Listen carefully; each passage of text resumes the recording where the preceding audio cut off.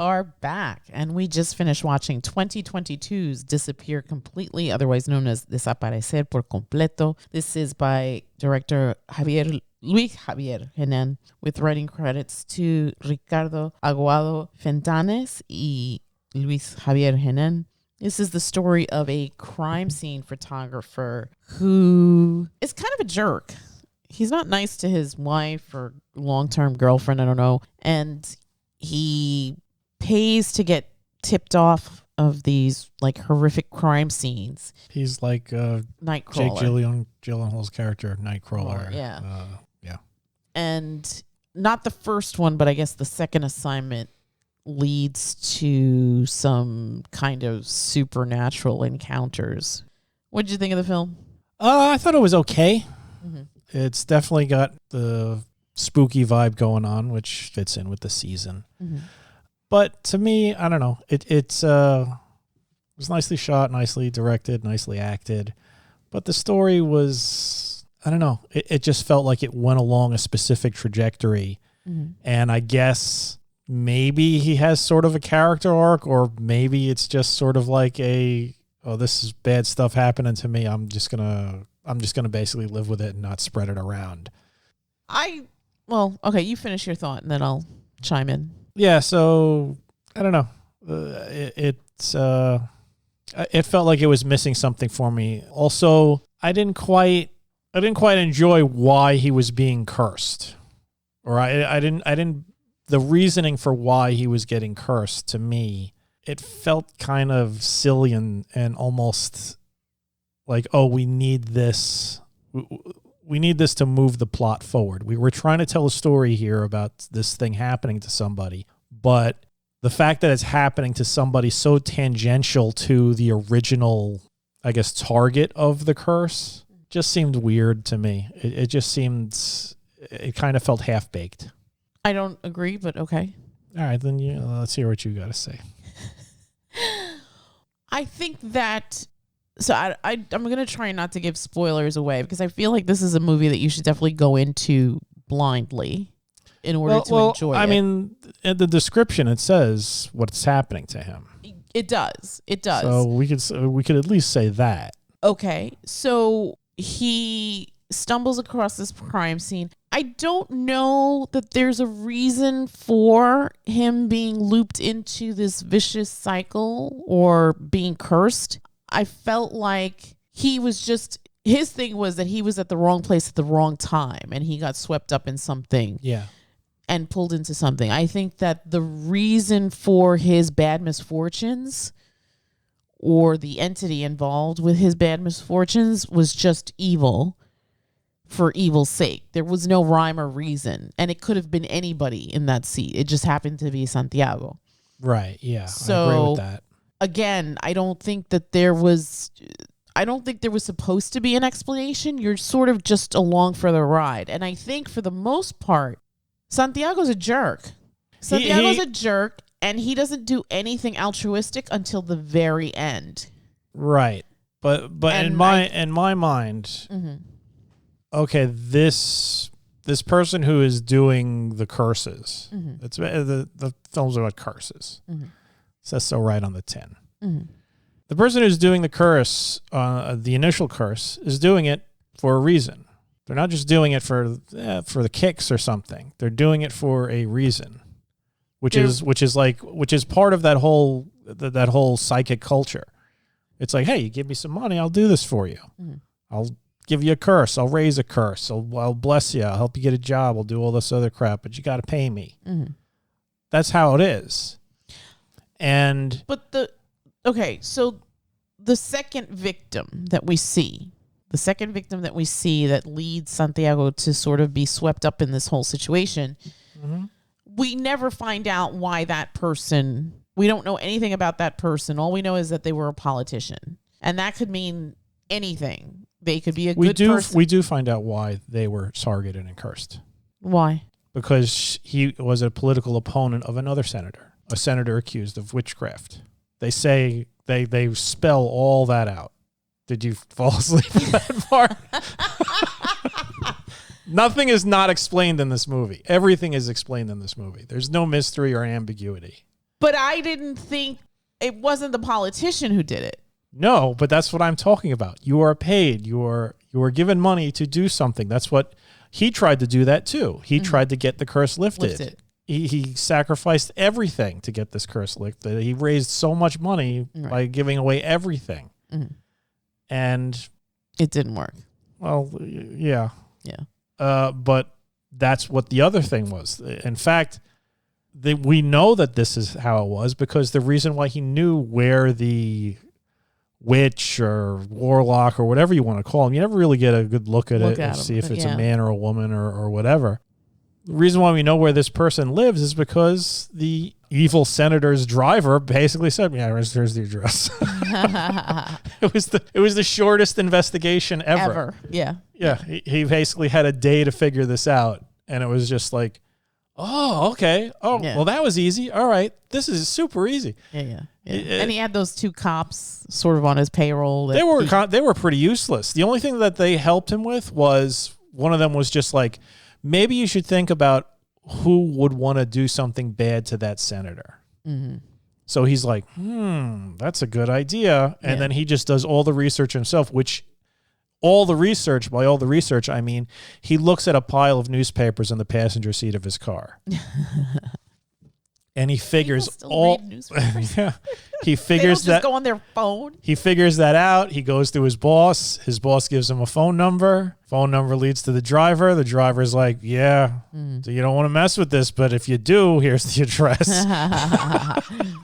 So yeah, it just felt like, I don't know. I feel like there was a lot of buildup. And there's suspense in there, and there's some very well shot scenes, and it is very atmospheric, very atmospheric, very creepy. I enjoyed Santiago's I don't know what the actor's name was, but Torres. Harold Torres. I enjoyed his performance. His facial mannerism was good. He definitely played a guy who, yes, you're right. He is kind of a jerk. He's completely not likable.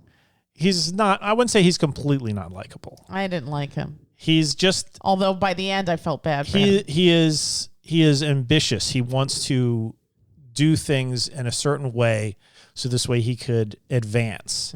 And unfortunately that means sort of taking his girlfriend for granted. Is his girlfriend or his wife? They never really explain if they're married or not. At one point I thought it was his girlfriend, but at one point he refers to her as his wife.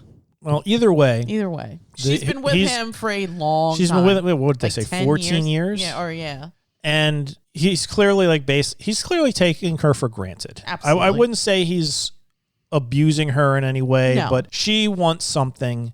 He wants something else that she even says it. She's like, hey, it's been a long time and it hasn't happened yet. And he feels he's like, I'm on the cusp. I'm on the verge of having my gallery show, which to a degree is kind of true because his boss, he confronts his boss and his boss is like, keep bringing me stuff and I will sponsor your gallery show. He's like right there, but he's still pursuing his dream to the point where everything else is secondary, including something monumental in your life, that a life-changing moment that should be a moment of joy, especially for a married couple. Or I don't know, or people who have been together for as long as he has with. I mean, you might as well call them married couple because that's like common law territory. Yeah.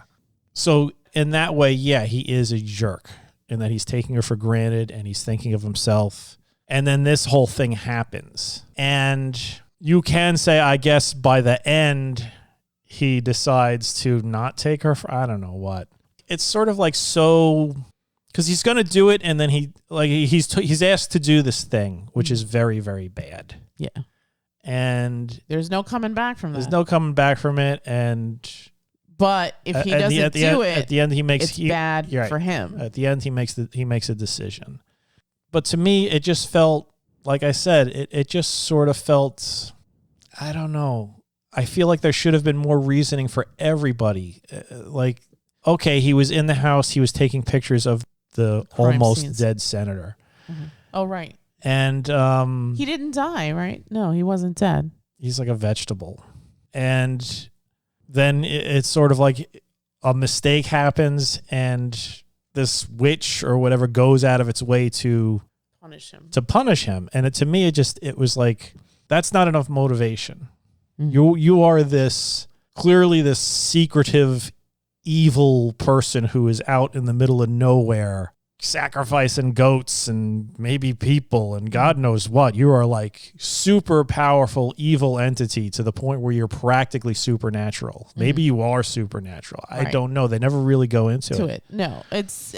But I like that about this film. Yeah, I like if there's still some mystery to the bad guy, but to me it was just like, I don't really see the need why Santiago was targeted, why he was the target, why the witch doctor decided to further expose himself by cursing another person who was actually connected to the previous one and could lead them to that and to other things. It's, to me, that's kind of sloppy.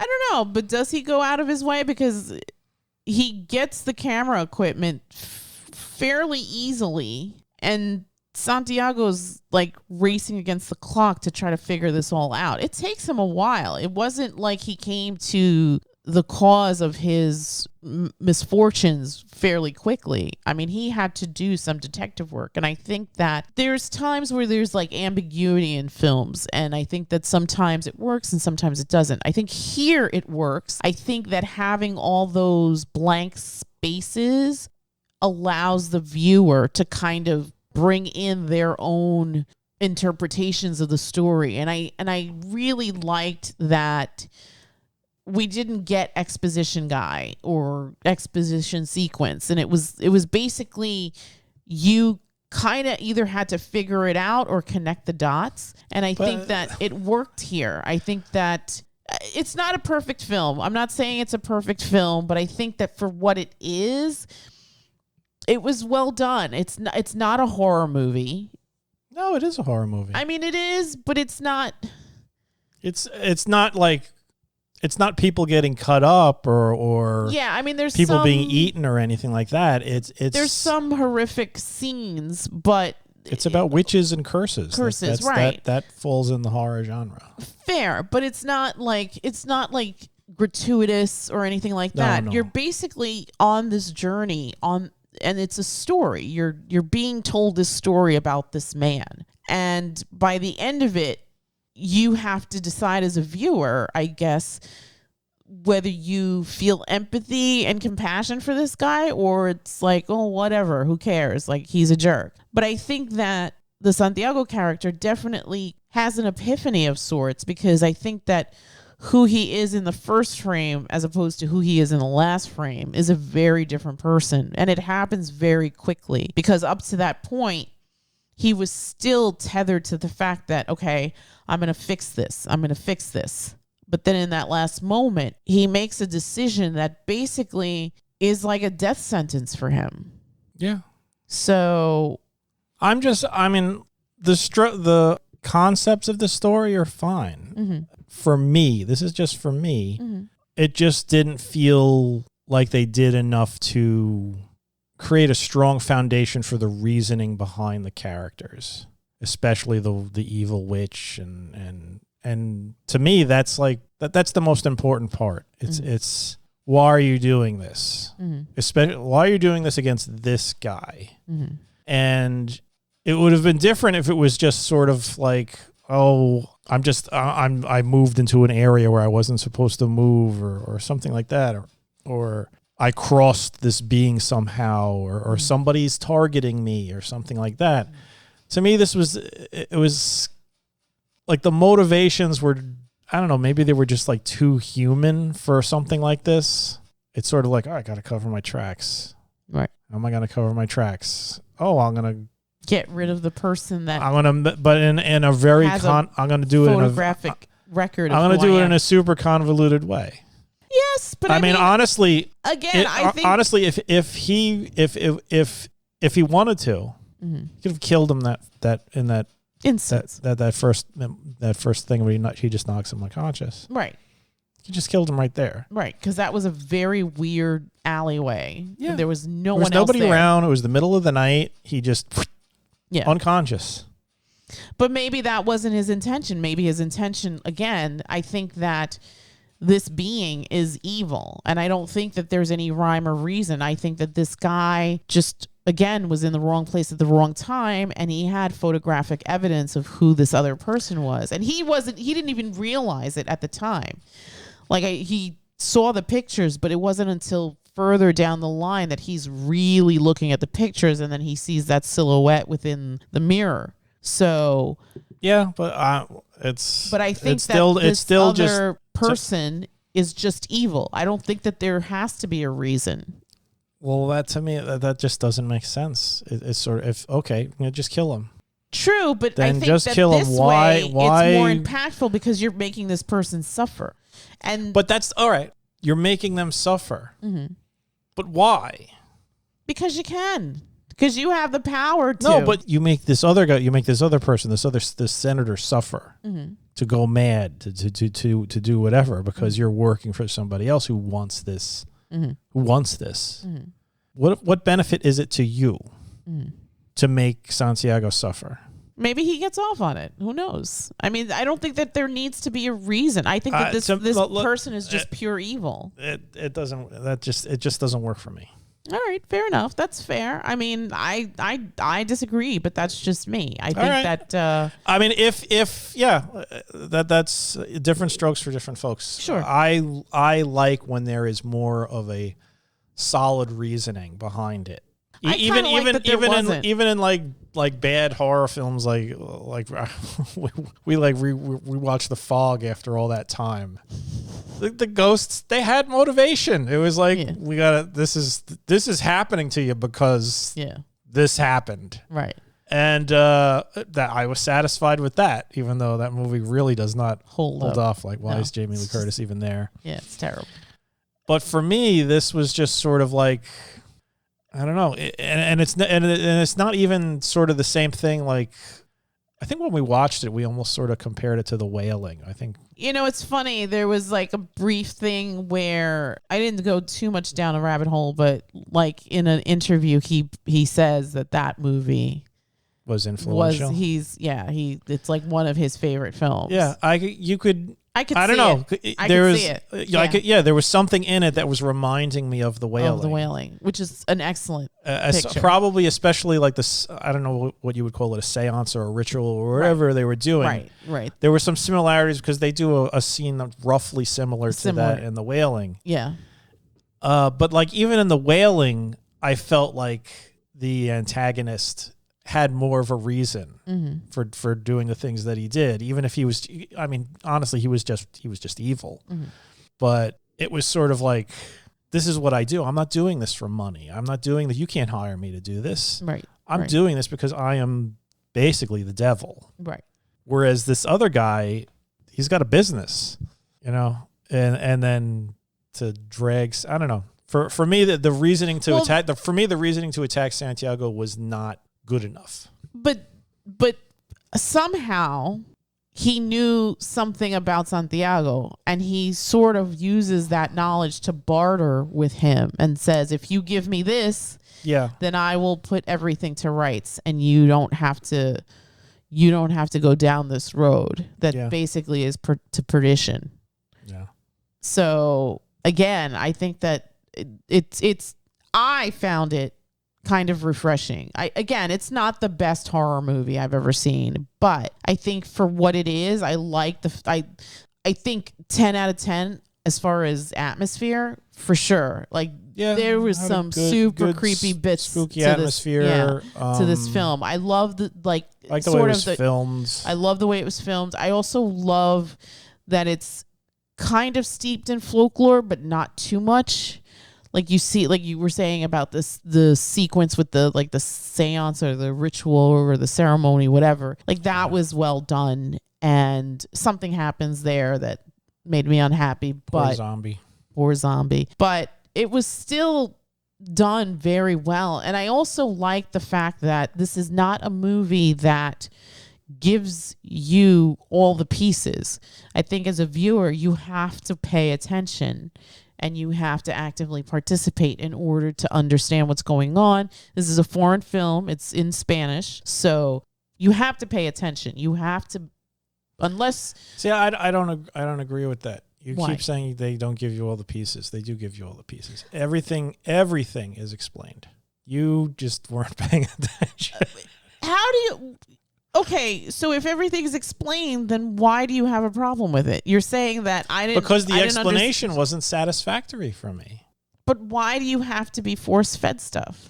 No. I'm not saying I have to be force-fed anything. They could have left it all ambiguous. In fact, I figured out everything before it happened, and I announced it to you and G when we were watching it. Mm-hmm. It wasn't that hard to figure out what was going on. Mm-hmm.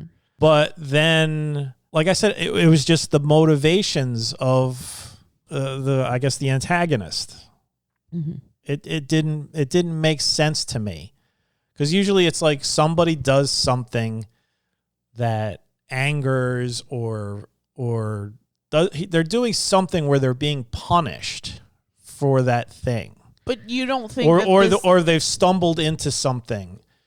And to me, doesn't Santiago stumble? He does, but the way that the way that the antagonist is presented, the way that the antagonist is presented, like I said, he isn't. To me, he's like a witch. He's like what that lady was. Mm-hmm. But is he? Because he felt more supernatural to me. She seemed like she's part of this world. There was something about, you never really see his face clearly. Yeah. You never, the way he talks, I don't know if it was because of the ear things that were going on with Santiago. It was just something very off and very, very creepy about the antagonist here. Yeah. And I think that also lends to it, because you're not going to compare the antagonist with Leonor, the woman that he goes to try to help him break the spell.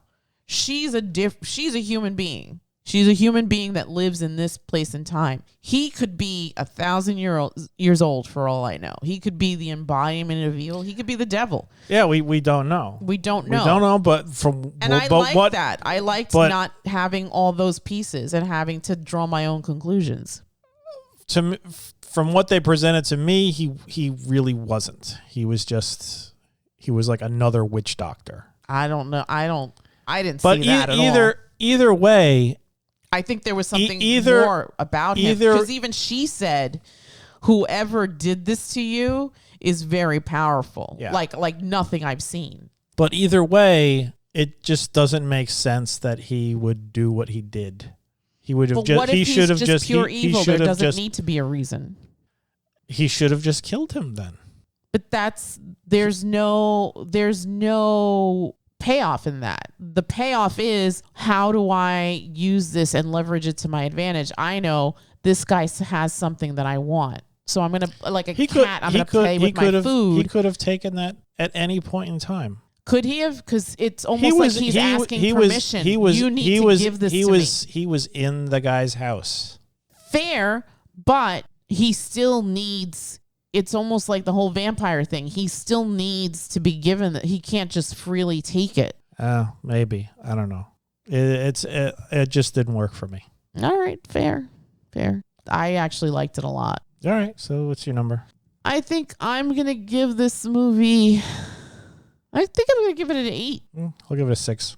All right. I think from where it starts to where it ends, it does a decent job. Again, it's not the best thing I've ever seen, but it's not the worst thing I've ever seen. I really like the stylistic elements. I love the way it's filmed. I think it's very pretty. Some of the shots are really gorgeous and nice, and just the melding of like the old world and the new world, the idea of folklore, the idea of the supernatural element. You don't know what to trust.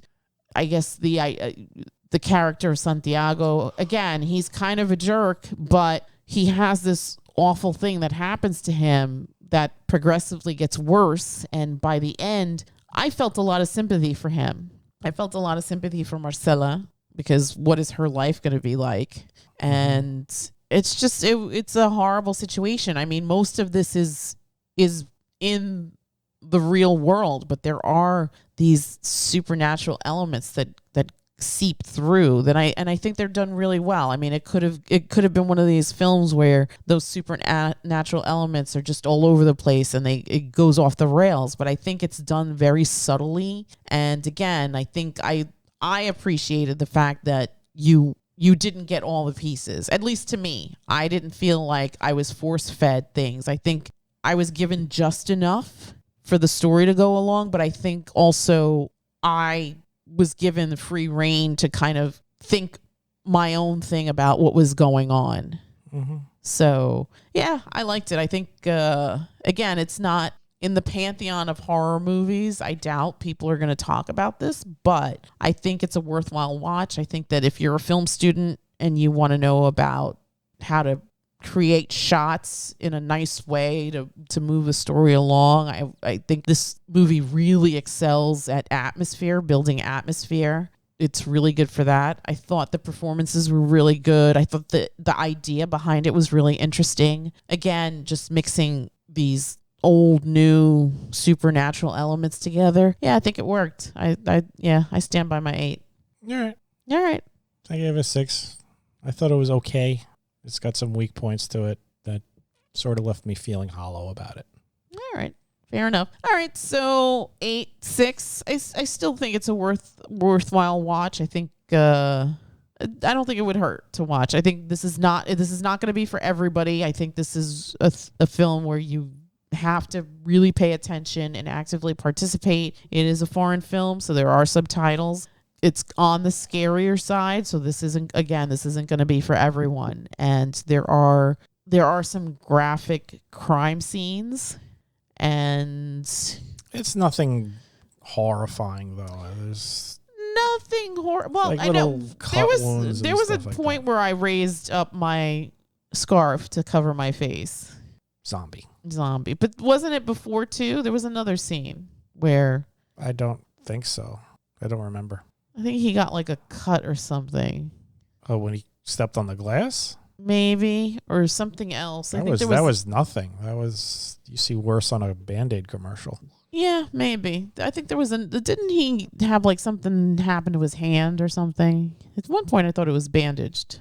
He got bit by the dog. Maybe that's what it was. That's where his arm was bandaged, but that was not graphic at all either. There was nothing gratuitous in this movie. No, it wasn't gratuitous. No, I mean, the crime probably scene the is probably a little... the goriest thing was the face of the senator. Yes, but right, that was, the crime scene. You're not seeing hacking or anything like that. It's just there was a man who was very badly injured. Even the first the first crime scene victim is just a woman who looks like she crashed into something. Mm-hmm. And then there was the senator, and then there was the pregnant lady against the pole, but she was intact. Right. She just had knife wounds in her stomach. Yeah. Nothing was oozing out or anything like that. No. Yeah, there wasn't anything really gory. This is pretty tame for as far as graphical violence goes. So yeah, it's safe in that respect. It's not. There's no rating on here. I think it was TVMA or something like that. Oh, is that what it was? Yeah, it just says 1 hour and 40 minutes, and it's from 2022. Yeah, I mean, we've seen worse stuff on like Supernatural. Yes.